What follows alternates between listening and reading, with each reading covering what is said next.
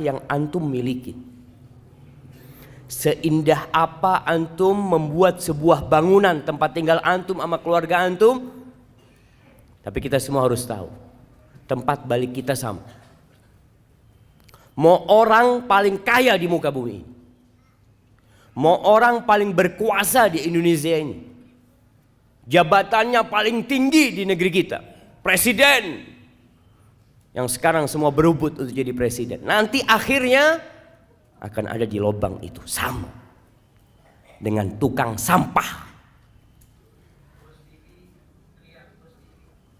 Masya Allah. Dan rame-rame ketawa-ketawa di sana, cuma. Ana izin minum dulu, cuma.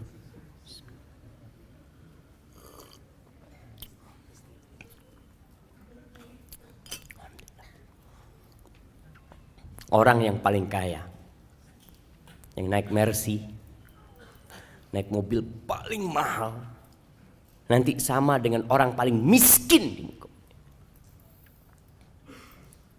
Dia akan ada di tanah sana. Itu kuburan. Nggak ada yang nemenin, sama. Orang kaya mati, akankah ada ajudan dia yang ikut tinggal di kuburan? Yang mati umpamanya jenderal bintang 4, anak buahnya 3, ajudannya. Ketika dikuburkan, adakah satu yang setia sama dia? Komandan, anak akan tetap ada di sini. Bohong. Sama. Semuanya sama. Di malam hari kita biasanya kalau lagi kesepian kita bisa cari teman. Tapi antum akan sendirian. Teman-teman antum akan melanjutkan perjalanan ini. Dan suatu hari langkahnya akan berhenti dan ikut bersamamu di alam kubur sana. Jamaah rahimakumullah.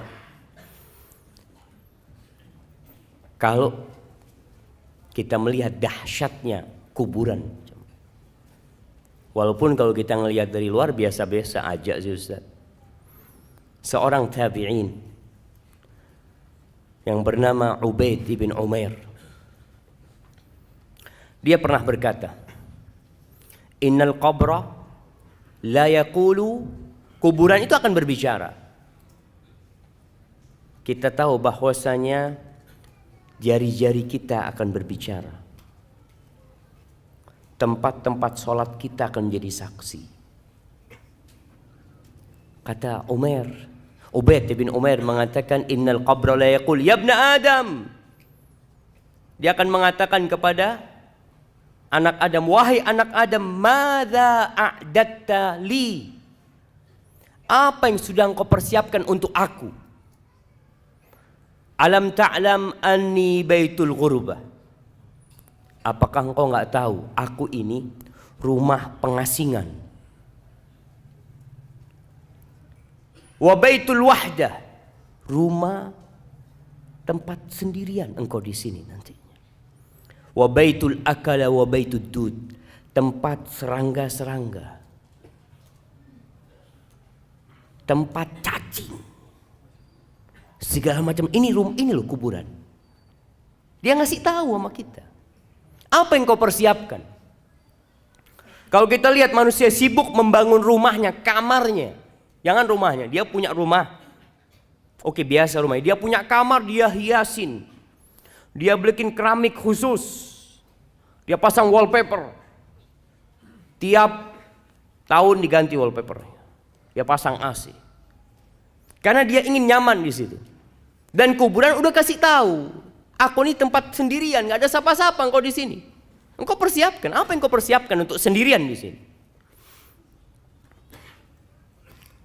An Abdullah bin Ubaid ibn Umair qal, ini anaknya Ubaid bin Umair mengatakan, balagani, telah sampai kepada aku, annal mayyit yuq'adu fi hufratihi, bahwa seorang mayit itu didudukkan di kuburannya.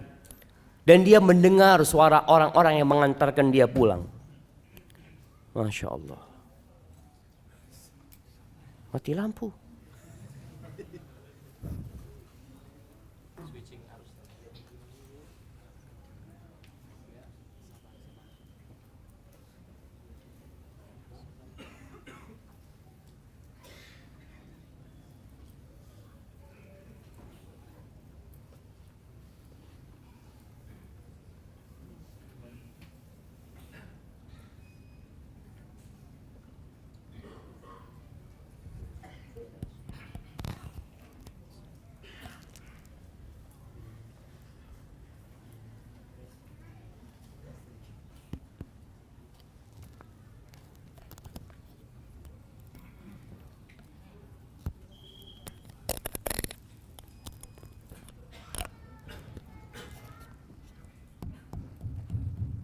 Masya Allah.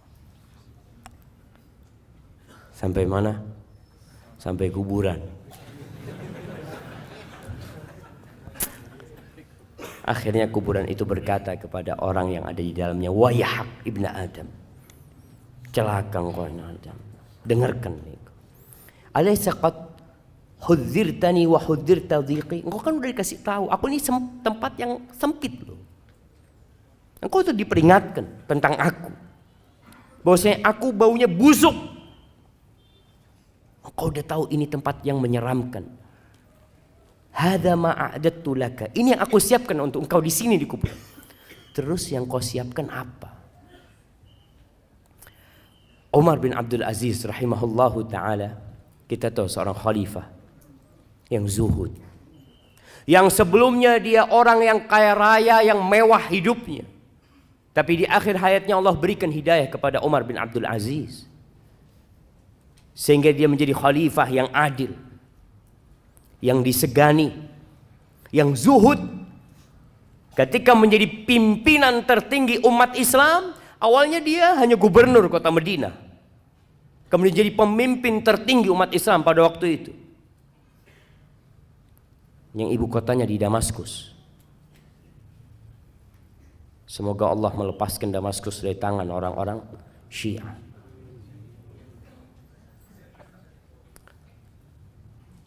Ketika dia jadi khalifah, dia pernah berkata kepada pejabat-pejabat negara yang biasa duduk sama dia. Dia mengatakan kepada salah satu di antara mereka, "Ya fulan, laqad bittul laila."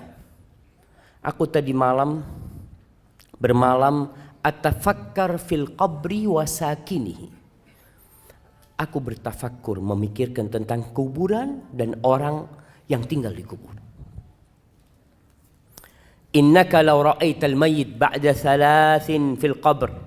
Engkau kalau melihat kondisi mayit setelah 3 hari di kuburan, lastauhashta min qurbihi ba'da tulil unsi minka binahiyatihi. Engkau akan ketakutan untuk dekat sama orang itu setelah 3 hari.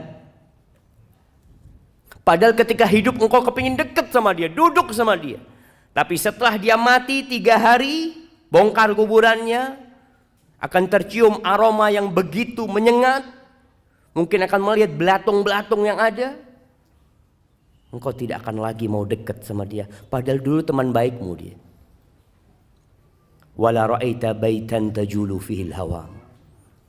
Engkau akan melihat sebuah rumah yang penuh dengan binatang-binatang, dengan serangga-serangga. Wa yajri fihi sadid. Akan ada nanah yang mengalir. Wa takhtarikud didan. Dan cacing itu, ulat itu keluar masuk, belatung keluar masuk dari tubuh dia. Ma'a taghayyurir raiha. Dan aromanya yang tidak nyaman. Wa balal akfan. Kafannya juga sudah rusak. Ba'da husnil hay'ah. Padahal sebelumnya rupa dia bagus. Watibir rih, aromanya wangi. Wanaqa'is thawb, biasanya kalau datang bajunya bagus orang ini.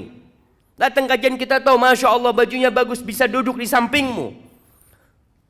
Setelah mengatakan itu Umar bin Abdul Aziz, dia pingsan. Pernahkah antum memikirkan kuburan itu? Rasulullah sallallahu alaihi wasallam dalam hadis riwayat Tirmizi mengatakan, ma ra'aitu manzaran qab illa wal qabru afdha minhu.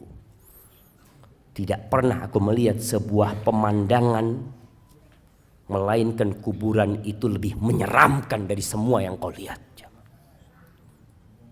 Ya, kita harus mempersiapkan diri. Semuanya bakal mati. Itu